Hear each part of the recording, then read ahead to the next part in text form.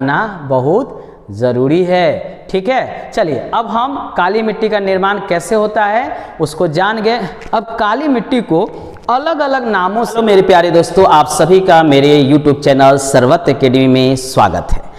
आज हम भारत की मिट्टियों के बारे में पढ़ेंगे। प्रत्येक एग्जाम में यहाँ से प्रश्न पूछे जाते हैं, जैसे बिहार शिक्षक बहाली में प्रश्न पूछा गया है मिट्टियों से, रेलवे में पूछा जाता है, बिहार दरोगा में, बिहार पुलिस में, बिहार सचिवालय के एग्जाम में, एसएससी जीडी में, एमटीएस में हमेशा एक प्रश्न मिट्टी से रहता है। तो इसको हम डिटेल में पढ़ेंगे, इसका हम 2 पार्ट बनाएंगे, पढ़ेंगे भी और इससे संबंधित प्रश्नों को भी लास्ट में देखेंगे। आप मेरे दोनों पार्ट मिट्टी से संबंधित होगा, उसको जरूर देखिएगा। चलिए हम शुरू करते हैं। मिट्टियों को पढ़ाने से पहले हम एक भारत का मैप बना लेते हैं, ताकि आपको बता सके कि ये मिट्टियाँ किन किन राज्यों में पाई जाती है और किस मिट्टी का सबसे ज़्यादा क्षेत्रफल उस राज्य में देखने को मिलता है। ये आपका भारत है, वर्तमान का भारत है। भारत की मिट्टियों को कृषि अनुसंधान परिषद ने 8 भागों में बांटा है, उनके गुण, संरचना और क्लाइमेट के अनुसार। ठीक है, कितने भागों में बांटा है, किसने, पहले इसको जान लीजिए। भारतीय कृषि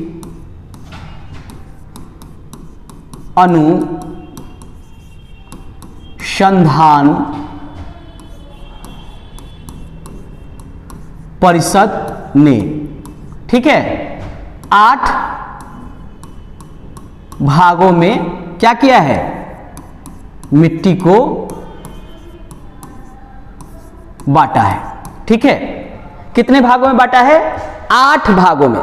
कहा है कि 8 टाइप के मिट्टी भारत में पाए जाते हैं। ठीक है, और यह उनके किसके आधार पे, उनके गुण के आधार पे, ठीक है, संरचना के आधार पे और क्लाइमेट के आधार पे। ठीक है, इस आधार पर इन मिट्टियों को 8 भागों में भारतीय कृषि अनुसंधान परिषद ने बांटा है। पहले यह जान लीजिए कि 8 प्रकार की मिट्टी है कौन कौन। चलिए, अब ये 8 प्रकार की मिट्टी कौन कौन है, इसको हम आपके सामने पहले लेकर आते हैं और एक एक मिट्टी को हम पहले बताते हैं कि वह पहला मिट्टी कौन है। पहला है जलोढ़ मिट्टी। कौन मिट्टी, जलोढ़ मिट्टी। ठीक है, दूसरा है काली मिट्टी। ठीक है, काली मिट्टी। तीसरा है लाल मिट्टी, इसी को कहते हैं पीला मिट्टी। ठीक है, चौथा है लेटेराइट मिट्टी।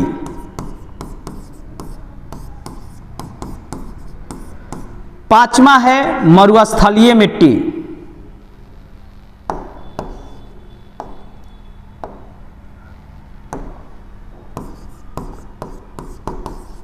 मरुस्थलीय मिट्टी। ठीक है, इसको हम शुष्क मिट्टी भी कहते हैं, शुष्क मिट्टी। ठीक है, ये आपका दूसरा, तीसरा, चौथा, पांचवा। ठीक है, छठा है लवणीय मिट्टी। ठीक है, सातवां है पर्वतीय मिट्टी और 8वां है पिटमय मिट्टी। ठीक है, पर्वतीय मिट्टी को हम माउंटेन सॉइल भी कहते हैं। ठीक है, तो ये आपके 8 प्रकार के मिट्टी हैं जो भारत में पाए जाते हैं, यानी 8 टाइप के मिट्टी हैं। अब इनके गुण के बारे में जानेंगे कि इनका कौन कौन सा गुण है देखने को मिलता है, क्यों इस मिट्टी में फसल कौन कौन से उपजाए जाते हैं, उस मिट्टी को भी हम क्या करेंगे, देखेंगे। चलिए शुरू करते हैं।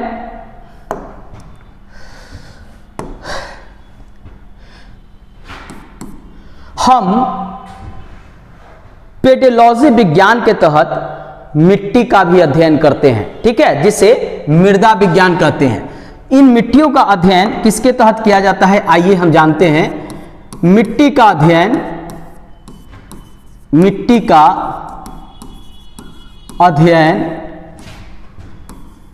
मृदा विज्ञान, ठीक है, के तहत किया जाता है, ठीक है। PEDOLOGY, पेडोलॉजी विज्ञान के तहत क्या करते हैं, हम मिट्टियों का अध्ययन करते हैं। एग्जाम में पूछता है किस विज्ञान के तहत मिट्टियों का अध्ययन किया जाता है, तो पेडोलॉजी विज्ञान के तहत मिट्टियों का अध्ययन किया जाता है। तो अभी हमने क्या क्या जाना, पहला जाना कि भारत की मिट्टी को किसने बांटा है, तो भारतीय कृषि अनुसंधान परिषद ने। दूसरा हम यह जाने कि भारत में मिट्टी कितने प्रकार के होते हैं, तो 8 प्रकार के होते हैं। कौन कौन से मिट्टी होते हैं वह आपको हमने बताया। तीसरा हम यह जाने कि मिट्टियों का अध्ययन किस विज्ञान के तहत किया जाता है, तो मृदा विज्ञान यानी पेडोलॉजी के तहत मिट्टी का अध्ययन किया जाता है। अब आइए हम एक एक मिट्टी के बारे में जानेंगे, उसके गुण के बारे में, कौन सा वहां फसल होता है और उस मिट्टी में क्या नहीं पाया जाता है। चलिए, पहला मिट्टी है वह है जलोढ़ मिट्टी। कौन सी मिट्टी है, पहला मिट्टी है जलोढ़ मिट्टी, ठीक है। अब सबसे पहले यह जानना जरूरी है कि आखिर ये जलोढ़ मिट्टी पाया कहां जाता है भारत में। तो चलिए पहले हम उसको एक मैप के थ्रू जानते हैं कि वो आखिर भारत में कहां देखने को मिलता है। पहले हम एक छोटा सा भारत का मैप बना लीजिए। अब इसमें हम पहले जानेंगे कि आखिर वह जलोढ़ मिट्टी कहां पाया जाता है। तो देखिए, ये वाला जो एरिया है यह आपका जलोढ़ मिट्टी से संबंधित एरिया है। ये जो पूरा आपको दिख रहा है किनारे किनारे, ठीक है, ये है आपका जलोढ़ मिट्टी। याद रखिएगा, ये कौन सी मिट्टी है, जलोढ़ मिट्टी, ठीक है। ये सारा क्षेत्र जो है आपका जलोढ़ मिट्टी का है, ठीक है। कौन सी मिट्टी, जलोढ़ मिट्टी।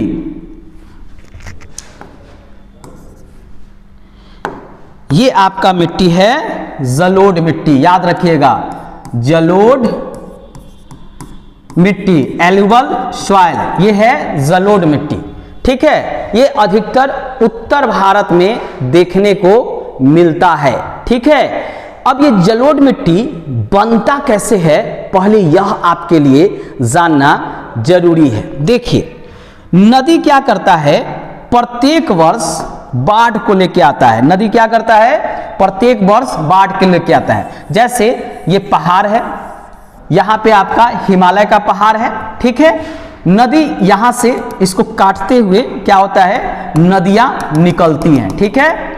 जैसे गंगा, यमुना, ये सारे नदियां जो है निकलती हैं। और ये क्या करता है कि अपने साथ इन चट्टानों को तोड़कर उनको महीन रूप में अपने साथ बहा कर लेकर आती हैं। इसीलिए आप देखेंगे बाढ़ के समय जो है क्या होता है, नदियों में आप देखेंगे उसका कलर जो है मटमैला हो जाता है, क्योंकि बहुत सारा वह पहाड़ों को काट कर मिट्टी के रूप में ले आते हैं, ठीक है। और इसी से जो है आपका जलोढ़ मिट्टी का निर्माण होता है, यानी नदियों द्वारा लाई गई मिट्टी से जलोढ़ मिट्टी का निर्माण होता है, ठीक है। याद रखिएगा किससे होता है, नदी। चलिए पहले यह जान लेते हैं कि निर्माण कैसे होता है। निर्माण होता है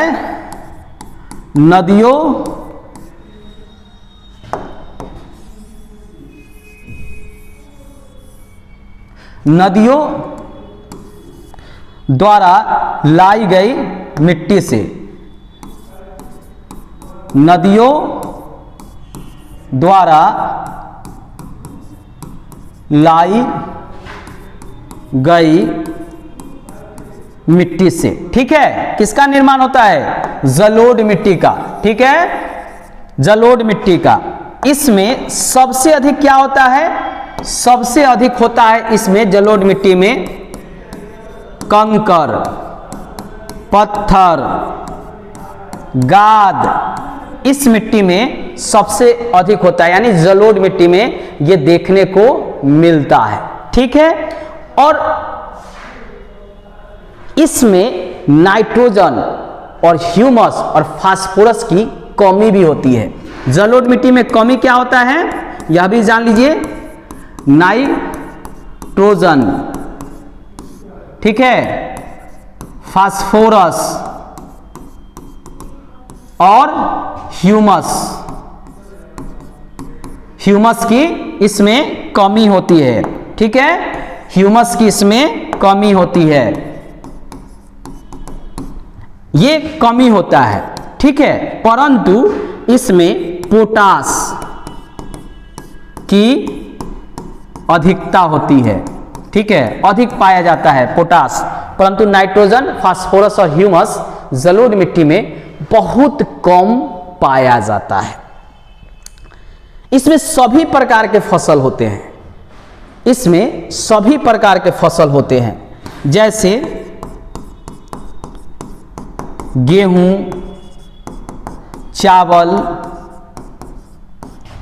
मक्का, चना, फल, सब्जी। ठीक है, सभी प्रकार के फसल इसमें उपजाए जाते हैं और ये काफी उपजाऊ भी माना जाता है। सभी मिट्टी में यह अधिक उपजाऊ भी माना जाता है और सभी प्रकार के लगभग इसमें फसल उपजाए जाते हैं। ठीक है, अब एक क्वेश्चन यह भी पूछता है कि यह मिट्टी किन किन राज्यों में पाया जाता है, यह भी जानना हमारे लिए जरूरी है। तो आप जान लीजिए, यह मिट्टी जो है बिहार में होता है, उत्तर प्रदेश में होता है, एमपी में कुछ जगह होता है, गुजरात में होता है, पंजाब में होता है, हरियाणा में होता है, ठीक है, पश्चिम बंगाल में होता है, असम में होता है। ठीक है, और भी जगह होते हैं, लेकिन इन जगहों पर सबसे अधिक मात्रा में जलोढ़ मिट्टी पाया जाता है। हमने पहले ही बताया आपको मैप में कि ये जो क्षेत्र है वह क्या है, जलोढ़ मिट्टी का है। गुजरात में भी ये इधर जो है जलोढ़ मिट्टी पाया जाता है। ठीक है, अब जलोढ़ मिट्टी को भी दो भागों में बांटा गया है। कितने भागों में बांटा गया है? दो भागों में। आइए उसके बारे में भी हम जानते हैं कि कितने भागों में जलोढ़ मिट्टी को बांटा गया है। ठीक है, चलिए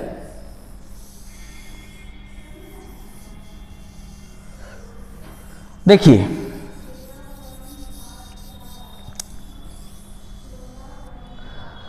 जलोढ़ मिट्टी को हम क्या किए हैं कि दो भागों में बांट दिए हैं। एक है बांगर, ठीक है, और दूसरा है खादर। ठीक है, अब क्यों इनको बांटे हैं? यह भी नदियों द्वारा ही लाई गई मिट्टी है। ठीक है, परंतु इनका गुण थोड़ा अलग होता है और इनका उपजाऊ जो है उसमें भी अंतर होता है। जो खादर मिट्टी है वह अधिक उपजाऊ होती है, अधिक उपजाऊ होती है। ठीक है, और यह भी नदियों द्वारा लाई गई नई मिट्टी है। ठीक है, यह भी जो है नदियों द्वारा लाई गई नई मिट्टी है और इसमें अधिकतर सब्जी, फल, फूल की खेती होती है इसमें अधिकतर। और इसमें जो है बांगर मिट्टी में क्या होता है कि यह भी नदियों द्वारा लाई गई पुरानी मिट्टी है। ठीक है, और यह होता है कम उपजाऊ। ठीक है, इसमें भी सभी प्रकार के फसल उपजाए जाते हैं। इसमें भी सब्जी, फल, फूल, खाद्यान्न पदार्थ सभी इसमें उपजाए जाते हैं। अब यहां से भी प्रश्न एग्जाम में बनता है, ठीक है, यहां से भी एग्जाम में प्रश्न बनता है। आइए उन प्रश्नों को भी हम यहां पहले देख लेते हैं, फिर आगे बढ़ेंगे। चलिए पहले हम जानते हैं कि जलोढ़ मिट्टी से क्या क्या प्रश्न पूछ सकता है, उसको भी जानना बहुत जरूरी है। पहला प्रश्न यह बनेगा कि पहला प्रश्न, नदियों द्वारा कौन सी मिट्टी लाया जाता है, या नदियों द्वारा कौन से मिट्टी का निर्माण होता है? तो इसका उत्तर क्या होगा? इसका उत्तर होगा आपका जलोढ़ मिट्टी, जलोढ़ मिट्टी। दूसरा प्रश्न आपका देखने को मिलेगा कि भारत की सबसे बड़ी मिट्टी किसमें? क्षेत्रफल में, यानी सबसे ज्यादा कौन सा मिट्टी भारत में पाया जाता है? भारत की सबसे बड़ी मिट्टी कौन सा है क्षेत्रफल में, ठीक है। तो इसका उत्तर क्या होगा? इसका उत्तर होगा जलोढ़ मिट्टी, जलोढ़ मिट्टी। कितना प्रतिशत? 40% भाग पर यह पाया जाता है, ठीक है। यानी यहां से लेकर यहां फिर नीचे तक आप देखेंगे, इधर भी आप यहां तक आ जाता है ये मिट्टी, नीचे ये सब जो है, यानी पूरे भारत के 40% भाग पर जलोढ़ मिट्टी मिलता है। क्या? पूरे भारत के 40% भाग पर जलोढ़ मिट्टी पाया जाता है। अब है कि जलोढ़ मिट्टी तो हम जान लिए, अब है कि कौन सी नई मिट्टी है जो अधिक उपजाऊ होती है। चलिए अगला प्रश्न बन जाएगा कि कौन सी नई मिट्टी है जो नदियों द्वारा लाया जाता है और अधिक उपजाऊ होता है, ठीक है। तो कौन सी मिट्टी है? वह मिट्टी है आपका खादर, ठीक है। यह भी जो है नदियों द्वारा लाई गई मिट्टी है जो काफी उपजाऊ होता है।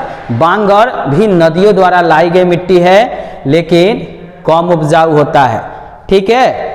अब हम दूसरे मिट्टी को जानेंगे, उससे भी प्रश्न जो है एग्जाम में पूछा जाता है। वह मिट्टी है काली मिट्टी। कौन सी मिट्टी है?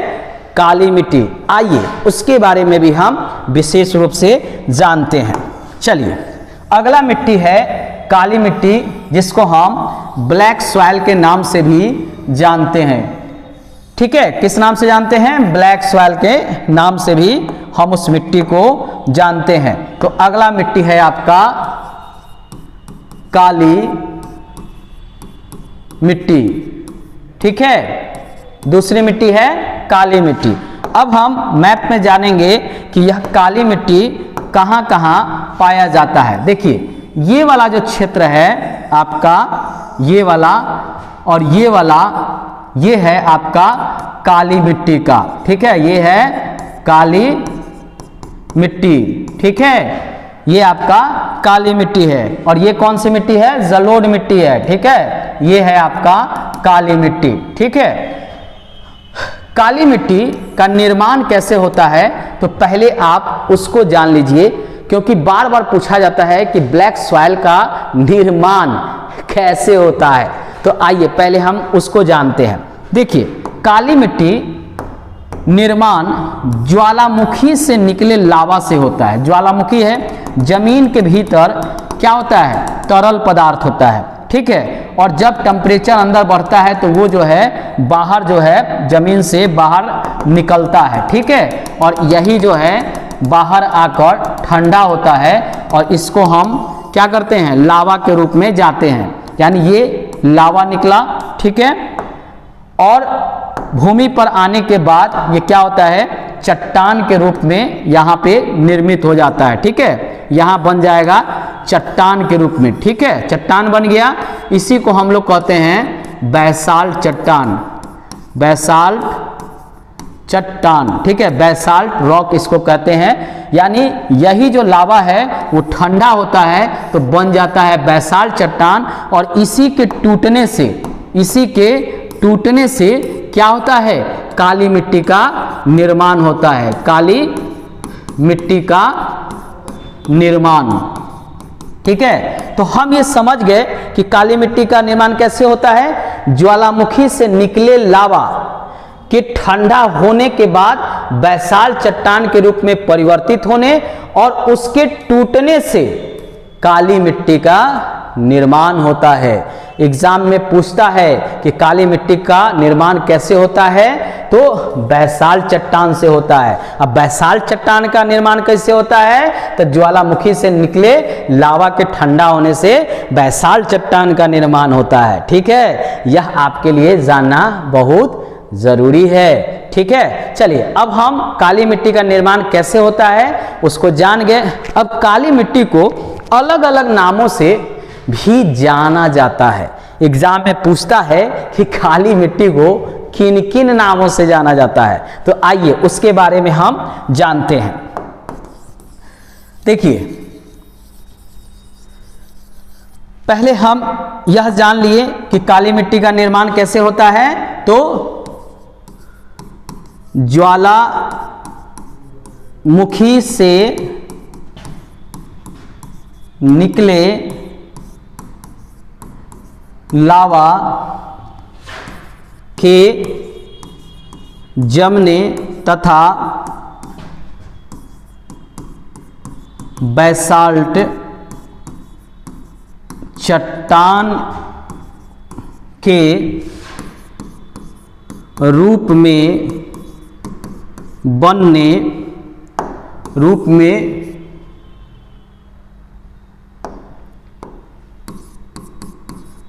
निर्माण होने तथा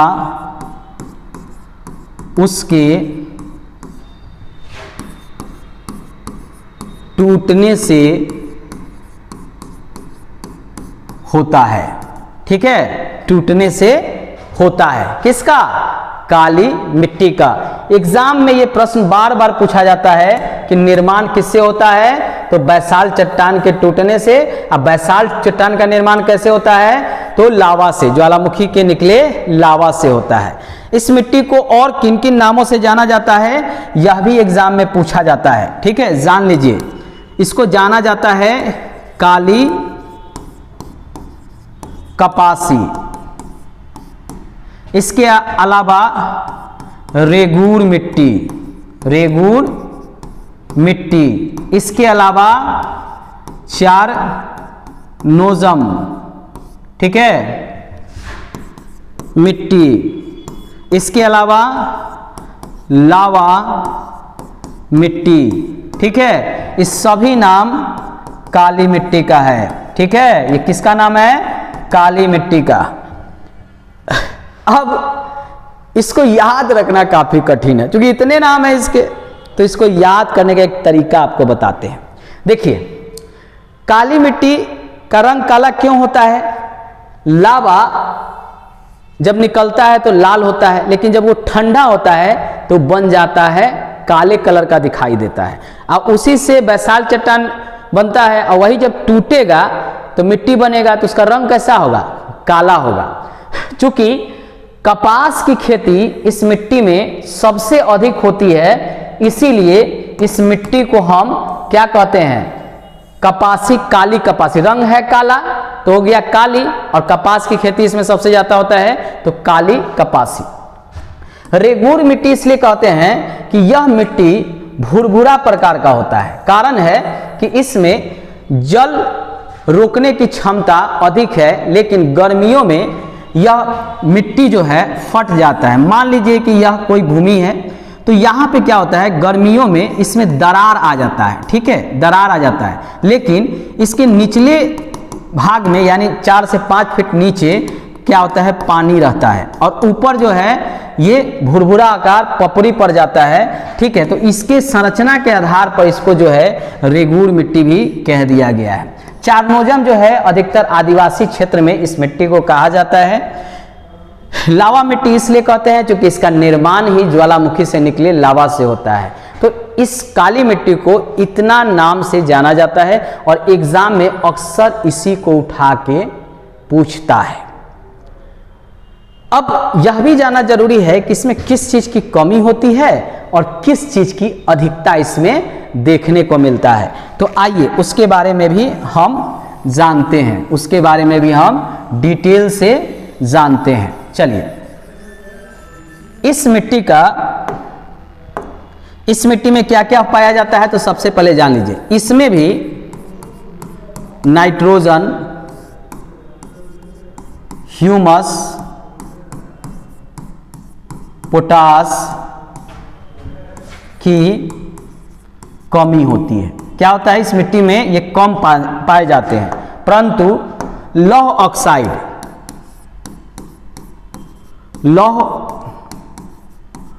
ऑक्साइड अधिक होता है, ठीक है, इस मिट्टी में। इसमें सभी प्रकार के खनिज जैसे लोहा हो गया, एल्युमिनियम हो गया, ठीक है, एल्युमिनियम हो गया, तांबा हो गया, टीन हो गया, ठीक है, इत्यादि इसमें पाए जाते हैं। ये सभी धातु जो है इसके अंदर जो है क्या होता है, काली मिट्टी में पाए जाते हैं। इसमें भी सभी प्रकार के लगभग फसल किए जाते हैं, लेकिन मुख्य रूप से कुछ फसल हैं जो विशेष रूप से यहाँ पे क्या होता है, उपजाए जाते हैं। कौन कौन सा फसल है, सबसे ज्यादा होता है कपास, उसके बाद सूर्यमुखी, उसके बाद गन्ना, ठीक है, ये यहाँ पे विशेष रूप से उपजाए जाते हैं। फल और सब्जी भी यहाँ पे विशेष रूप से उपजाए जाते हैं काली मिट्टी में, ठीक है। तो काली मिट्टी का हमने मैप के आधार पे देख लिया कि काली मिट्टी का कौन सा क्षेत्र है, तो ये वाला क्षेत्र जो है काली मिट्टी का है। इधर गुजरात में आपका काली मिट्टी देखने को मिलता है। ये भारत की दूसरी सबसे बड़ी मिट्टी है, यह भी याद रखिएगा, ये भारत की क्या है, दूसरी सबसे बड़ी मिट्टी है, दूसरी सबसे बड़ी मिट्टी है, ठीक है, दूसरी भारत की सबसे बड़ी मिट्टी है। अब आइए इससे बनने वाले प्रश्नों को भी देखेंगे जो पूछा गया है, ठीक है, किसमें, बिहार शिक्षक बहाली में, एनटीपीसी में यानी रेलवे में भी पूछा गया, बिहार दरोगा, बिहार पुलिस में भी है, और भी बहुत एग्जाम में पूछा गया है। तो पहले हम उन प्रश्नों को भी देख लेते हैं जो इनसे जो है पूछा गया है, ठीक है। चलिए पहले हम पहला प्रश्न लेते हैं जो पूछा गया है, आइए जानते हैं। पहला प्रश्न कि काली मिट्टी का निर्माण किससे होता है, किससे होता है, ठीक है, ये काली मिट्टी का निर्माण किससे होता है, तो इसका उत्तर क्या हो जाएगा, काली मिट्टी का निर्माण बैसाल्ट चट्टान से, बैसाल्ट चट्टान से इस मिट्टी का निर्माण होता है। दूसरा प्रश्न इसमें पूछता है कि काली मिट्टी में सबसे अधिक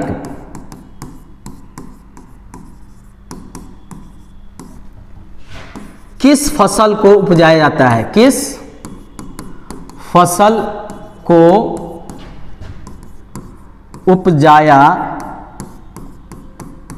जाता है। देखिए काली मिट्टी में अगर सबसे ज़्यादा होता है तो वह होता है कपास, ठीक है। और कपास सबसे ज़्यादा कहाँ उपजाया जाता है? तो गुजरात में पहले स्थान पे है कपास उत्पादन में, और दूसरे स्थान पे कौन है?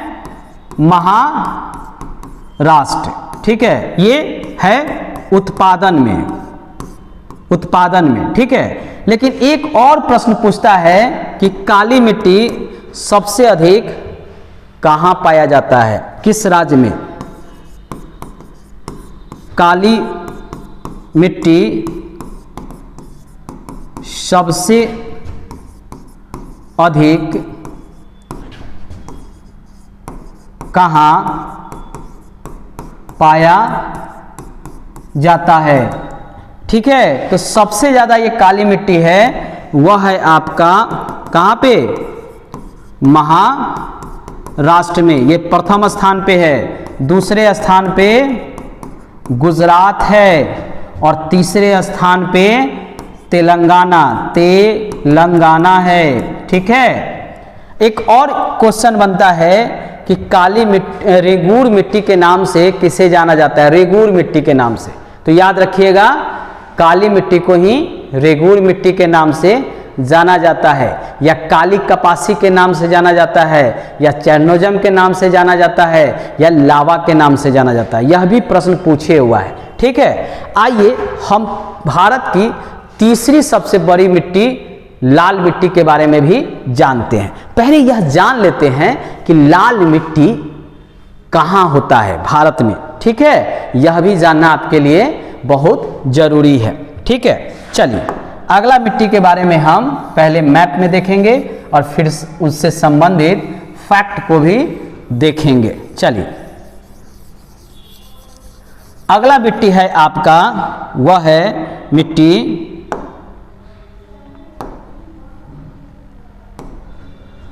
लाल मिट्टी। ये वाला जो क्षेत्र है आपका, ये है आपका लाल मिट्टी का, लाल मिट्टी, ठीक है। ये जो है आपका वह है लाल मिट्टी,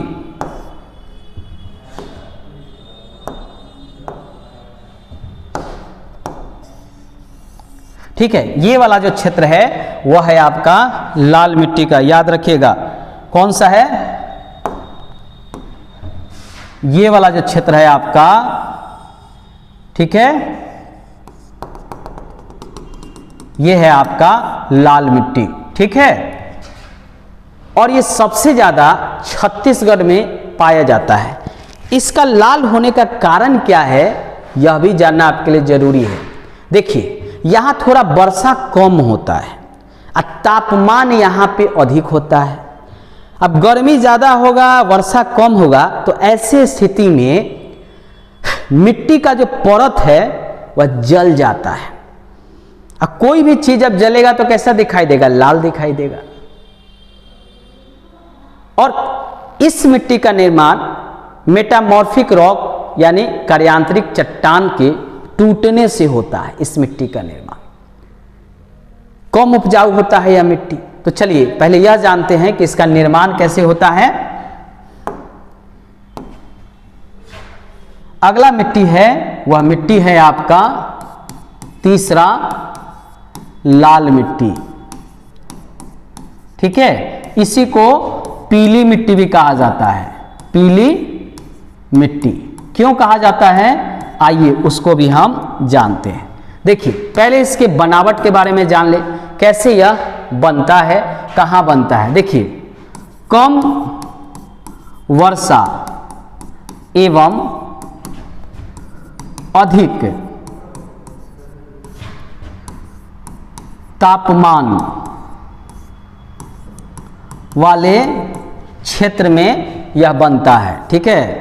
क्षेत्र में यह बनता है। किस चट्टान के टूटने से बनता है? तो कार्यांतरिक चट्टान के टूटने से इस मिट्टी का निर्माण होता है लाल मिट्टी का। पीला क्यों बन जाता है यह? जब जल के संपर्क में आता है तब पीला दिखाई देता है, पीला दिखाई देता है। सबसे ज्यादा किस राज्य में है यह मिट्टी? तो छत्तीसगढ़ में है सबसे ज्यादा लाल मिट्टी। ठीक है, बिहार में भी है। बिहार में दक्षिण बिहार जाइएगा, जैसे गया चले जाइए आप, नीचे वाला जो जिले हैं उन सब जिलों में आपको जो है, पावापुरी चले जाइए, झारखंड चले जाइए, ठीक है, दूसरे राज्य झारखंड में चले जाइए तो वहाँ मिलेगा आपको, छत्तीसगढ़ में मिलेगा, ठीक है, मध्य प्रदेश में मिलेगा, ठीक है, आपको नीचे आइएगा तो आंध्र प्रदेश में मिलेगा, तो इन सब में मिलेगा। लेकिन सबसे अधिक कहाँ है, किस राज्य में है? तो वह राज्य है आपका छत्तीसगढ़। ये राज्य है जहां सबसे ज्यादा है कौन मिट्टी? लाल मिट्टी। ठीक है, ये होता है कम उपजाऊ, ठीक है, प्रति हेक्टेयर के हिसाब से कम उपजाऊ। इसमें भी फसल कौन सा होता है? गेहूं, मक्का, मोटे अनाज, ठीक है, फल फूल इत्यादि, ठीक है, यहां भी उपजाया जाता है। इसमें भी लौ ऑक्साइड की क्षमता अधिक होती है, लौ ऑक्साइड इसमें भी अधिक पाया जाता है और चूना मिलाकर इस मिट्टी को उपजाऊ बनाया जा सकता है। क्या मिलाकर? चूना, ठीक है, चूना मिलाकर क्या होता है, इस मिट्टी को उपजाऊ बनाया जाता है। लौ ऑक्साइड,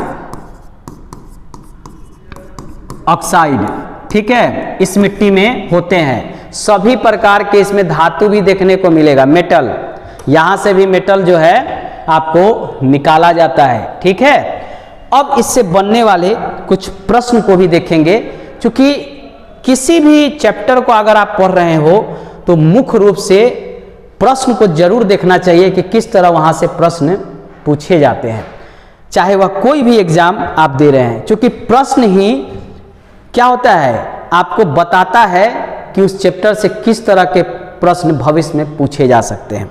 चलिए, इससे संबंधित हम प्रश्नों को भी देखते हैं। पहला प्रश्न है,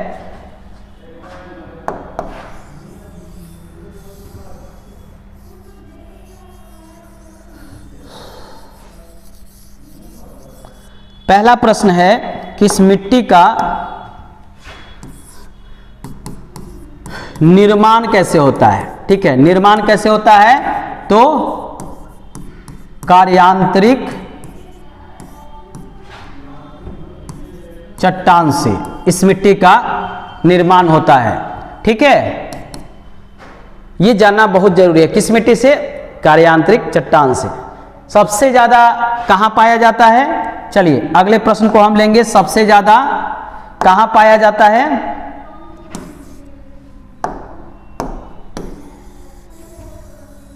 चलिए प्रश्न को हम पहले ले लेते हैं।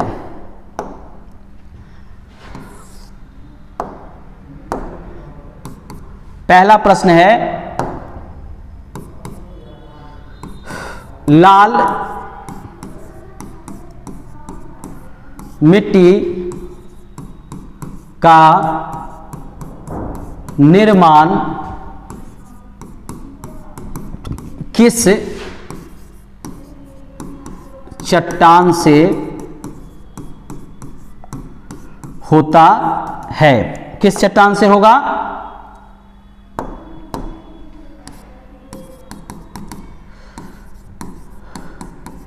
कार्यांतरिक चट्टान। ठीक है, दूसरा प्रश्न है कि भारत की तीसरी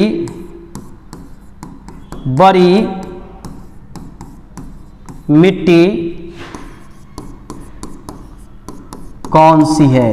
भारत की तीसरी सबसे बड़ी मिट्टी कौन सी है? तो इसका उत्तर होगा लाल मिट्टी। देखिए प्रथम कौन सा है? जलोढ़, जलोढ़ मिट्टी। दूसरा कौन सा है? काली मिट्टी। और तीसरा कौन सा हो जाएगा? लाल मिट्टी। क्रम से याद रखिएगा, ये एग्जाम में पूछ सकता है। अगला प्रश्न है कि लाल मिट्टी पीला कब दिखाई देता है?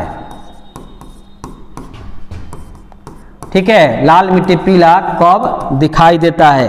तो याद रखिएगा कब दिखाई देता है? जब जल के संपर्क में आता है। ठीक है, संपर्क में आता है तब यह दिखाई देता है पीला।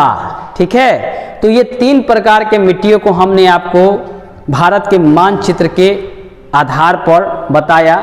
ठीक है, इससे संबंधित प्रश्न जो बनेंगे उसको भी हमने बताया। नेक्स्ट वीडियो में और जो मिट्टी हैं उनको भी हम आपको डिटेल में बताएंगे। मेरे चैनल को सब्सक्राइब तो कर ही लीजिएगा और शेयर भी कर दीजिएगा अगर अच्छा लग रहा हो प्रयास। और हम जो भी पढ़ाएंगे परीक्षा के व्यू से वह काफ़ी इम्पोर्टेंट होगा। उन्हीं चैप्टर को पढ़ाएंगे जो विभिन्न एग्जाम में वहाँ से प्रश्न आएंगे, और कैसे प्रश्न आएंगे वह भी आपको हम बताते चलेंगे। धन्यवाद, बाय बाय मेरे प्यारे बच्चों।